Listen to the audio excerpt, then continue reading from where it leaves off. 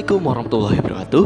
Halo semuanya, kami dari kelompok 2 sejarah akan mempresentasikan beberapa tema, yaitu yang pertama sistem pemerintahan pada demokrasi liberal atau parlementer pada tahun 1950 sampai 1959. Selain itu, kita akan menjelaskan juga sistem kepartaian pada demokrasi liberal, pemilu 1955, dan juga perkembangan ekonomi pada demokrasi liberal.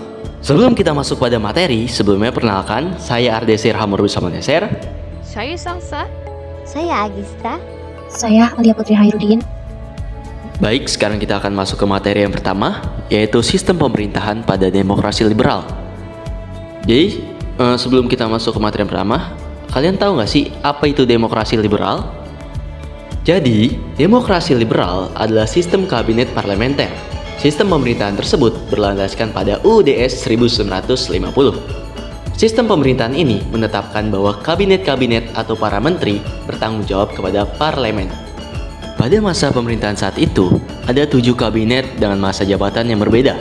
Yang pertama, Kabinet Natsir dari tanggal 6 September 1950 sampai 21 Maret 1951. Yang kedua, Kabinet Sukiman Suwirjo pada tanggal 27 April 1951 sampai 3 April 1952. Yang ketiga, Kabinet Wilopo dari tanggal 3 April 1952 sampai 3 Juni 1953. Yang keempat, Kabinet Ali Sastromijojo I dari tanggal 31 Juli 1953 sampai 12 Agustus 1955. Yang kelima, Kabinet Burhanuddin Harahap 12 Agustus 1955 sampai 24 Maret 1956. Yang keenam, Kabinet Ali Sastromijojo II dari 20 Maret 1956 sampai 9 April 1957. Dan yang terakhir, Kabinet Juanda dari 9 April 1957 sampai 5 Juli 1959. Dari 7 kabinet tersebut, kabinet seringkali jatuh akibat kurangnya dukungan di parlemen,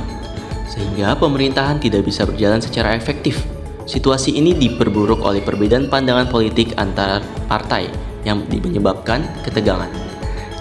Dari ketujuh kabinet tersebut, kabinet seringkali jatuh akibat kurangnya dukungan di parlemen, sehingga pemerintahan tidak bisa berjalan secara efektif. Situasi ini diperburuk oleh perbedaan pandangan politik antar partai yang menyebabkan ketegangan. Selain masalah di pusat, di berbagai daerah muncul pemberontakan seperti PRRI di Sumatera dan Permesta di Sulawesi. Pemberontakan ini lahir karena ketidakpuasan terhadap pemerintah pusat yang dianggap tidak mampu memenuhi kebutuhan daerah. Pada saat yang sama, sidang konstituante yang bertugas merumuskan undang-undang dasar baru juga menghadapi kebuntuan, terutama terkait perdebatan tentang dasar negara. Persaingan ideologis antara pihak yang mendukung Pancasila, Islam, dan komunisme semakin berkeruh situasinya.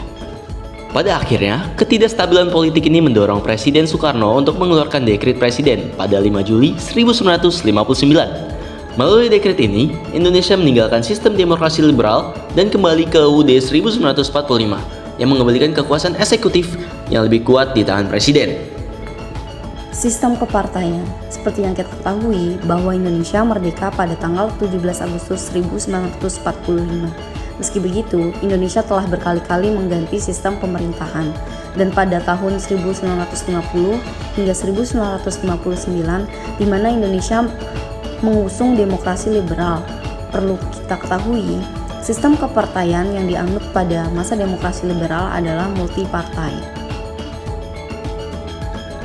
Kemudian ada partai-partai yang ada di Indonesia pada tahun 1950 hingga 1959. Yang pertama ada Partai Katolik Republik Indonesia atau PKRI yang dibuat pada tanggal 8 Desember 1945 yang dipimpin oleh I.J. Kasimo. Lalu yang kedua ada Majelis Syuro Muslimin Indonesia atau Masyumi yang dibuat pada tanggal 7 November 1945 yang dipimpin oleh Dr. Syukriman Wirjo Sanjoyo. Lalu yang ketiga ada Partai Nasional Indonesia atau PNI yang dibuat pada tanggal 29 Januari 1945 yang dipimpin oleh Sidik Joyo Soekarto. Lalu yang keempat ada Partai Sosialis Indonesia atau PSI yang dibuat pada tanggal 20 November 1945 yang dipimpin oleh Amir Syarifuddin. Lalu yang kelima ada Partai Komunis Indonesia atau PKI yang dibuat pada tanggal 7 November 1945. Kemudian yang keenam ada Partai Buruh Indonesia atau PBI yang dibuat pada tanggal 8 November 1945 yang dipimpin oleh Nyono. Lalu yang ketujuh ada Partai Rakyat Jelata atau PRJ yang dibuat pada tanggal 8 November 1945 yang dipimpin oleh Sultan Dewanis. Lalu yang ke-8 ada Partai Kristen Indonesia atau Pakarindo yang dibuat pada tanggal 10 November 1945 yang dipimpin oleh DS Prabowinoto. Lalu yang keempat ada Partai Rakyat Sosialis atau PRS yang dibuat pada tanggal 20 November 1945 yang dipimpin oleh Sultan Syahrir. Lalu yang terakhir ada Persatuan Mahain Indonesia atau Permai yang dibuat pada tanggal 17 Desember 1945 yang dipimpin oleh JB Asar. Akibat dari sistem partai, dalam sistem parlementer ini, partai-partai politik berperan langsung dalam membentuk pemerintahan. Setiap partai berusaha memenangkan kursi parlemen agar bisa berkoalisi dan membentuk kabinet. Namun, banyaknya partai yang ada membuat pembentukan koalisi sering kali tidak stabil. Lalu ada puncak kepartaian pada tahun 1955. Pemilu 1955 menjadi puncak dari sistem kepartaian ini. Pemilu pertama yang diadakan secara nasional ini diikuti oleh lebih dari 30 partai politik. Hasil pemilu memperhatikan bahwa tidak ada satu partai pun yang mendapatkan mayoritas mutlak, sehingga koalisasi tetap menjadi kebutuhan utama dalam pemerintahan. 4 partai terbesar dalam pemilu 1955 adalah PNI, Masyumi, NU, dan PKI. Namun sekali lagi, karena tidak ada satu partai yang mendominasi, pembentukan koalisi antar partai tetap menjadi tantangan, dan pergantian kabinet terus terjadi. Sistem kepartaian yang terfragmentasi ini ditambah dengan seiringnya jatuh bangunnya kabinet, akhirnya memicu berbagai krisis politik dan pemberontakan di daerah, yang semakin menambah tekanan terhadap sistem demokrasi liberal ini. Dekret Presiden pada tahun 1959. Akhirnya pada tahun 1959, Presiden Soekarno mengeluarkan dekret presiden yang membubarkan parlemen dan mengakhiri era demokrasi liberal. Indonesia kembali ke Undang-Undang 1945 yang mengakhiri sistem multipartai yang penuh dengan ketidakstabilan ini. Pemilu 1955. Pada tahun 1955, Indonesia menggelar pemilihan umum yang pertama kali sejak merdeka. Pemilu ini menjadi momen bersejarah bagi bangsa yang baru merdeka, sebagai langkah awal membangun demokrasi di tengah keberagaman.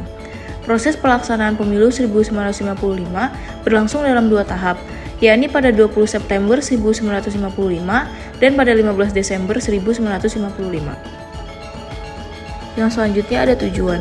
Tujuan dilaksanakannya pemilu pada tahun 1955 adalah untuk memilih anggota Dewan Perwakilan Rakyat atau DPR dan anggota Dewan Konstituante. Pada tanggal 29 September 1955 dilaksanakan pemilihan umum yang pertama yang bertujuan untuk memilih anggota DPR. Kemudian, pemilu tahap kedua pada 15 Desember 1955 dilakukan untuk memilih anggota Dewan Konstituante. Kemudian ada asas pemilu. Yang pertama, jujur. Artinya, pemilihan umum harus dilaksanakan sesuai dengan peraturan perundangan yang berlaku. Yang kedua, umum. Artinya, semua warga negara yang telah memenuhi persyaratan minimal dalam usia mempunyai hak memilih dan dipilih. Yang ketiga, berkesamaan. Artinya, semua warga negara yang telah mempunyai hak pilih mempunyai hak suara yang sama, yaitu masing-masing 1 suara. Yang keempat, rahasia. Artinya, pemilih dalam memberikan suara dijamin tidak akan diketahui oleh siapapun dan dengan cara apapun mengenai siapa yang dipilihnya. Yang kelima, bebas.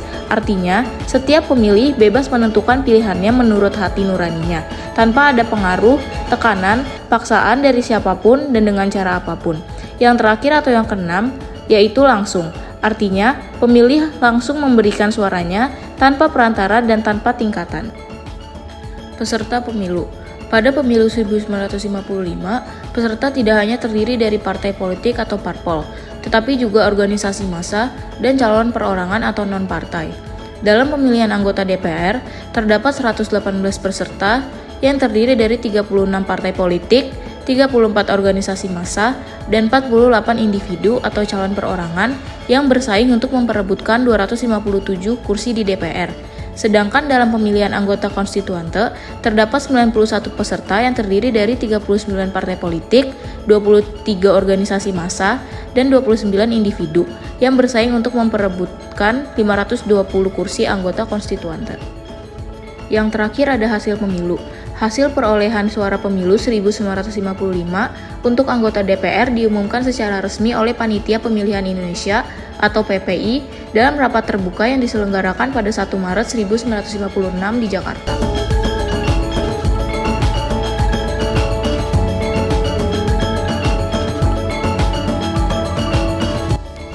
Perkembangan ekonomi masa demokrasi liberal. Sistem ekonomi pada masa demokrasi liberal memberikan kebebasan kepada individu untuk melakukan kegiatan ekonomi demi keuntungan sebesar-besarnya. Namun di dalam pelaksanaannya tidak berjalan dengan lancar atau dapat dikatakan kondisi ekonomi pada masa itu masih tidak stabil. Penyebab ekonomi tidak stabil. Yang pertama, politik keuangan yang dibuat oleh Belanda dan tidak adanya ahli ekonomi yang diwarisi dari Belanda untuk mengubah sistem ekonomi dari sistem ekonomi kolonial menjadi sistem ekonomi nasional. Yang kedua, ketidakstabilan politik dalam negeri yang membuat pengeluaran untuk operasi keamanan semakin membengkak. Yang ketiga, defisit yang harus ditanggung pemerintah RI pada waktu itu sebesar 1,5 miliar. Yang keempat, ekspor Indonesia hanya bergantung pada hasil pertanian dan perkebunan. Yang kelima, angka pertumbuhan penduduk yang terus meningkat. Upaya pemerintah. Yang pertama, Gunting Syarifuddin. Yang kedua, sistem ekonomi gerakan Benteng. Yang ketiga, nasionalisasi perusahaan asing. Yang keempat, finansial ekonomi. Dan yang kelima, rencana pembangunan 5 tahun. Gunting Syarifuddin. Gunting Syarifuddin adalah kebijakan ekonomi yang diambil oleh Menteri Keuangan Indonesia, Syarifuddin Perwira Negara, pada tahun 1950. Kebijakan ini dilakukan untuk menekan inflasi yang tinggi pada masa itu akibat masalah ekonomi setelah Perang Kemerdekaan Indonesia. Kebijakan tersebut melibatkan pemotongan nilai mata uang di mata uang kertas dengan nilai nominal 5 ke atas dipotong menjadi setengahnya, sementara setengahnya lainnya dijadikan obligasi pemerintah. Gerakan Benteng. Gerakan Benteng adalah kebijakan ekonomi yang diluncurkan oleh pemerintah Indonesia pada awal 1950-an untuk mendorong perkembangan ekonomi nasional, khususnya untuk memperkuat peran pengusahaan pribumi dalam perekonomian. Program ini diinisiasi oleh Sumitro Djo Hadikusumo, Menteri Perdagangan dan Perindustrian saat itu. Sebagian langkah untuk mengatasi dominasi ekonomi yang masih dikuasai oleh pengusaha asing dan Tionghoa setelah kemerdekaan. Nasionalisasi perusahaan asing. Nasionalisasi perusahaan asing adalah kebijakan pemerintah Indonesia pada akhir 1950-an dan awal 1960 untuk mengambil alih perusahaan-perusahaan milik asing, terutama Belanda, dan mengalihkannya menjadi milik negara.